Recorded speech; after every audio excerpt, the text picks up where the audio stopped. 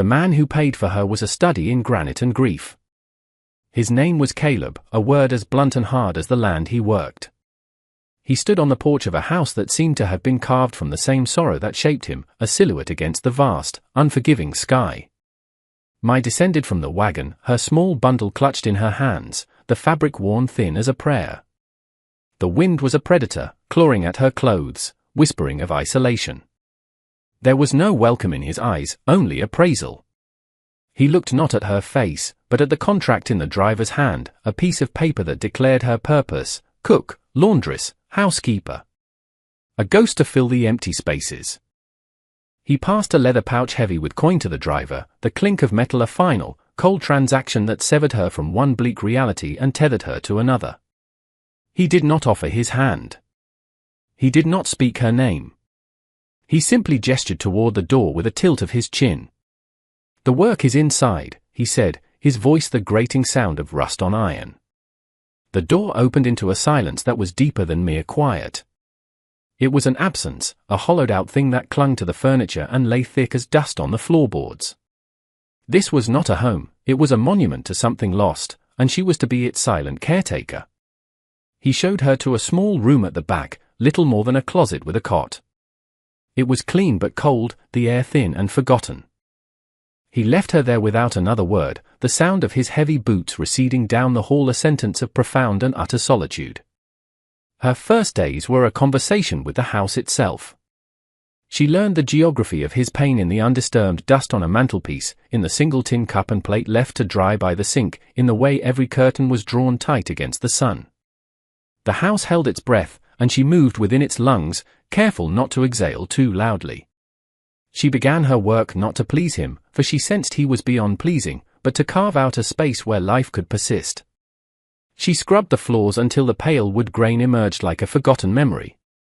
She washed the windows, letting in slivers of reluctant light that fell across the room in pale, apologetic stripes. She found a small room with a locked door at the end of the hall. She did not ask about it. Some sorrows were not meant to be disturbed. Caleb watched her from the periphery, a hawk circling a field mouse. He saw the efficient, silent movements, the way she mended a tear in a blanket with stitches so fine they were nearly invisible. He had paid for labor, and she provided it with a grace that unsettled him. It felt less like service and more like a quiet reclamation.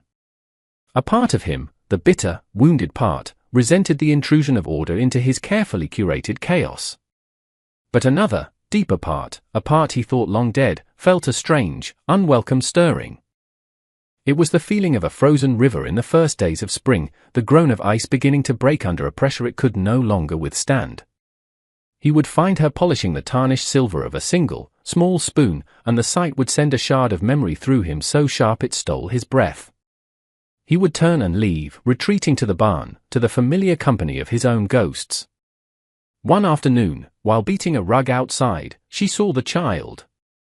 A small girl with hair the color of sun-bleached wheat and eyes the same stormy gray as her father's. She stood half-hidden behind a rain barrel, a ghost in her own home, watching Mai with a solemn, unblinking curiosity. Mai offered a small, hesitant smile. The child did not smile back, but she did not run. This became their ritual. The girl, Lily, would watch from a distance as Mai worked. She was as silent as her father, a small, pale echo in the vast, quiet house. One evening, Mai sat by her cot, folding a scrap of paper from a discarded ledger. Her fingers, nimble and sure, creased and folded the stiff paper until it became a delicate bird, its wings poised for flight. The next morning, she left it on the porch rail where she knew the child would see it. She watched from the kitchen window as Lily approached, her small hand reaching out to touch the fragile creation. The girl picked it up, her fingers tracing its delicate form, before she scurried away, clutching the paper bird to her chest. The following day, a single, wild prairie rose, its petals a defiant splash of pink against the muted landscape, lay on the worn blanket of Mai's cot. It was a message, an offering, a treaty signed in a language that needed no words. Caleb saw the flower in Mai's room when he passed by the open door. He stopped, his gaze lingering on the impossible bloom. He knew where it grew, in a sheltered spot by the creek where his wife had once planted a small garden. He had not been there in years. The fact that his daughter had gone, that she had picked a flower for this stranger, was a tremor in the foundation of his grief.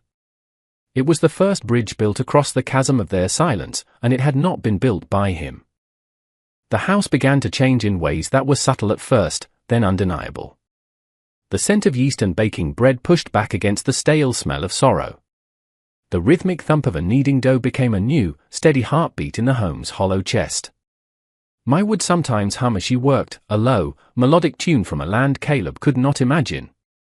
It was a sound so alien and yet so fundamentally comforting that it snagged in his memory.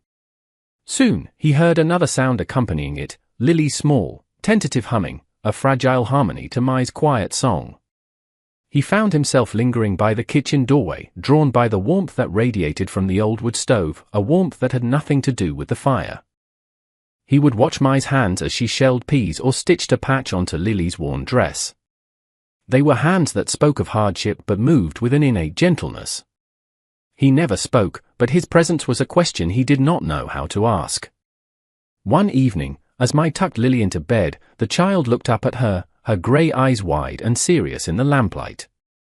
She had begun to speak to Mai in whispers, her voice a rusty key in a long unturned lock. "Mai," she whispered, her small hand clutching the paper bird. "Does my papa's heart hurt?" The question, in its devastating simplicity, hung in the air. Mai did not know the child's father was standing in the shadows of the hallway, his hand braced against the wall as if to hold himself upright. The word struck him with the force of a physical blow, a child's innocent observation that laid his soul bare.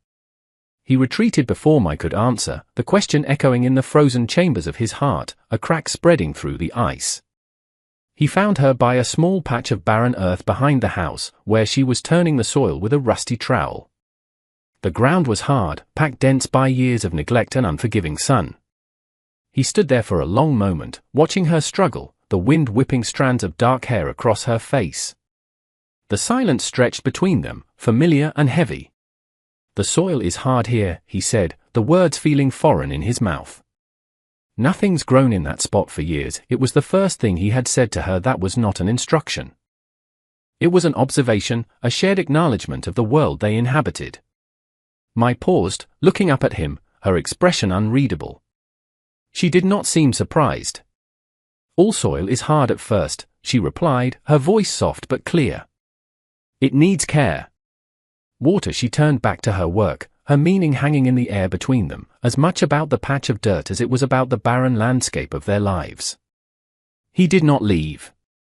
He walked to the barn and returned with a heavy spade and a bucket of water from the well. He didn't say another word, but he began to break the earth, his powerful shoulders driving the spade deep into the reluctant ground. They worked side by side as the sun began to set, two solitary figures turning the soil, a silent partnership born of a few simple words. He noticed the calluses on her hands, the determined set of her jaw. He had purchased a servant, a function, a pair of hands. But standing there, with the smell of turned earth in the air, he saw a woman. A woman with a strength that mirrored the unyielding land around them, and a persistence that promised life could, perhaps, be coaxed from even the most desolate ground. The blizzard came without warning, a sudden, violent erasure of the world. It descended from a sky the color of a bruise, a howling white fury that swallowed the horizon and clawed at the little house with icy talons. The wind screamed like a banshee, rattling the window panes and finding every crack in the walls to force its way inside. They were marooned, an island of fragile warmth in a roiling sea of white. On the second day, Lily began to cough, a dry, rasping sound that quickly deepened. By nightfall, she was burning with fever, her small body trembling under a mountain of blankets. Fear, cold and sharp, pierced Caleb's carefully constructed numbness. He was a capable man, a man who could mend a fence, break a horse, and read the sky, but he was utterly helpless against the fever that consumed his daughter. He saw the ghost of his wife in Lily's flushed face, felt the icy grip of a past tragedy threatening to repeat itself. He was paralyzed by it. But Mai was not. She moved with a calm, focused urgency. She bathed Lily's forehead with snow-melted water, her touch gentle and sure. She went to the small pouch she had carried with her, a bundle of dried herbs and roots that smelled of a distant earth. She crushed them, steeping them in hot water, the strange, aromatic steam filling the small room. She held the cup to Lily's lips, murmuring to her in a language he did not understand, the words like a soft, flowing river. He was forced to do nothing but watch, to trust this woman he barely knew with the only thing he had left to lose. He kept the fire roaring, his one useful contribution, and watched her through the long, dark hours, a silent, desperate vigil. In her unwavering care, he saw a strength he did not possess, a resilience that met the storm outside with a quiet storm of its own. The fire crackled, a lone beacon against the oppressive dark. The blizzard raged on, its voice a constant, mournful cry. Lily slept fitfully in her small bed, her breathing still shallow but no longer ragged. Mai sat in a chair beside her, her head bowed with exhaustion. Caleb sat across the room, the shadows carving deep hollows into his face. The silence in the room was different now, stretched thin by fear and shared vulnerability. There was a storm like this, he said, his voice a low rumble, barely audible above the wind. The night she was born. The night her mother. He didn't finish the sentence. He didn't have to. The words hung between them, heavy with unspoken grief. The doctor couldn't get through. I was alone. He looked at his hands, large and calloused, remembering how useless they had been. This room, he gestured vaguely toward the hallway, toward the locked door. It was to be the nursery. Sarah painted flowers on the wall. Tiny blue ones. He fell silent, the confession leaving him hollowed out. Mai listened, her gaze soft with an empathy that asked for nothing. After a long moment, she spoke, her own voice quiet and freighted with memory. In my village, the rains did not come. The ground cracked open like a thirsty mouth. The fields turned to dust. She looked into the fire, her eye seeing another time, another place. My parents, my little brother, we ate the seeds we had saved for planting. Then there was nothing. A man came to the village. He offered silver for passage. For a new life. She did not need to speak of the desperation, of the hunger that gnawed deeper than any grief.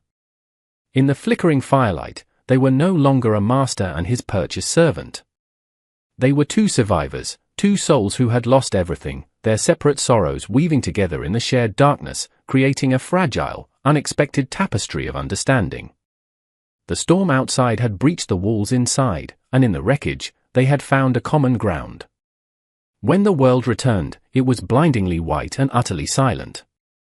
The storm had passed, leaving behind a landscape transformed, pristine and peaceful beneath a pale, benevolent sun.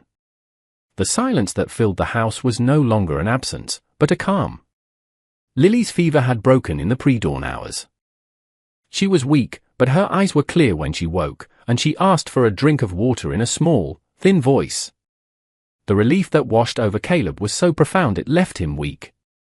He looked at Mai, who was sleeping in the chair, her face pale with exhaustion, and felt a surge of something he could only identify as gratitude, but it was deeper than that, more complex. It was a feeling that cracked open the frozen shell of his heart and let a sliver of warmth inside. Over the next few days, as the snow began to melt, the rhythm of the house shifted. The invisible walls between them had dissolved in the crucible of the storm. He began to help her, chopping wood and hauling it inside without being asked, taking a dipper of water to her as she scrubbed the floors. One afternoon, he sat on the porch, a block of pine in one hand and a knife in the other. He began to carve, the blade peeling away layers of wood to reveal a shape within. He worked for hours, his focus absolute. When he was finished, he held a small, intricately carved wooden bird. He went inside and placed it on the table next to Mai's paper one. It was a response, a companion piece, an acknowledgement. Later that day, he was mending a harness in the barn when she approached, holding out a steaming tin mug. "Tea," she said simply. He took it, their fingers brushing for a fraction of a second.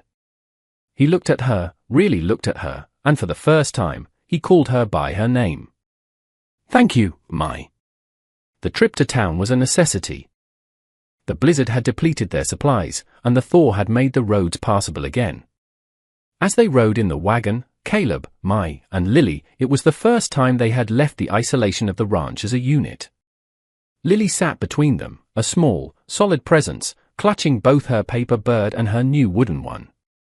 The town of Redemption was a collection of dusty buildings and even dustier souls. As they walked toward the general store, the stares followed them. Whispers coiled in the air like smoke, thin and poisonous. They saw not a family, but an oddity, the grim rancher, his ghost of a child, and the foreign woman who was clearly not his wife. A hulking man with a stained coat and cruel eye stepped out from the saloon, blocking their path. Caleb recognized him as one of the men who brokered passage and labor from the coast. "Well, well, Calder," the man sneered, his eyes sliding over Mai with a proprietary leer. "See, you're putting your property to good use." For the word property struck Mai with the force of a slap. She flinched, her shoulders curling inward. But before the shame could take root, Caleb moved. He stepped directly in front of her, shielding her with his body. His stance was not aggressive, but it was immovable. His voice, when he spoke, was dangerously quiet. "She is not my property," he said, his gaze as cold and hard as river stone. "She is my intended. My future wife. And the next man in this town who shows her disrespect will answer to me." A hush fell over the street. The man, taken aback by the quiet intensity of Caleb's declaration, mumbled an apology and retreated into the saloon. Caleb did not look at him. He looked at Mai, his expression unyielding. Then he took her hand, his large, warm palm closing around hers, and led her into the general store. He bought flour, salt, and coffee, and then, from a small glass case, a simple, unadorned silver band. The ride back to the ranch was quiet, but the silence was new. It was not the barren silence of grief, but the rich, full silence of understanding. The silver ring sat in a small cloth bag in Caleb's pocket, a heavy, unspoken promise. The sun was low in the sky, casting long shadows across the prairie and painting the landscape in hues of gold and rose. The house, when they reached it, looked different. It no longer seemed like a monument to loss, but a sanctuary, a place of earned peace. He helped Mai and Lily down from the wagon, his hand lingering on Mai's arm for a moment longer than necessary. That evening, after Lily was asleep, he led Mai not to her small room, but down the hall to the locked door. He produced an old iron key from his pocket and turned it in the lock. The door swung open onto a room bathed in moonlight. It was no longer a sealed tomb of memory. It was clean, the floor swept, the air fresh. The faded blue flowers Sarah had painted on the wall were still there, faint but visible, like a gentle blessing from the past. He had prepared it. He turned to face her, his tall frame outlined by the pale light from the window. He took the small cloth bag from his pocket and retrieved the silver ring. It gleamed in the dim light. He didn't have the eloquent words of a poet, only the stark, honest truth of a man who had been returned to himself. He held out the ring. "The house needs a mistress," he began, his voice rough with emotion. "The child needs a mother." "And I?" He paused, his gaze meeting hers, raw and vulnerable. "I need a wife," he swallowed hard, laying his heart bare. "Not as part of a contract. Not as a payment. As a man asking a woman. Mai, will you marry me?" She looked from the ring to his face, seeing in his eyes not the granite of the man she had first met, but the rich, fertile earth he had turned with her, a ground where something new and beautiful could finally grow. A single tear traced a path down her cheek as she gave him her answer, a silent, graceful nod that spoke of storms weathered and a quiet, resilient love that had taken root in the hardest of soils.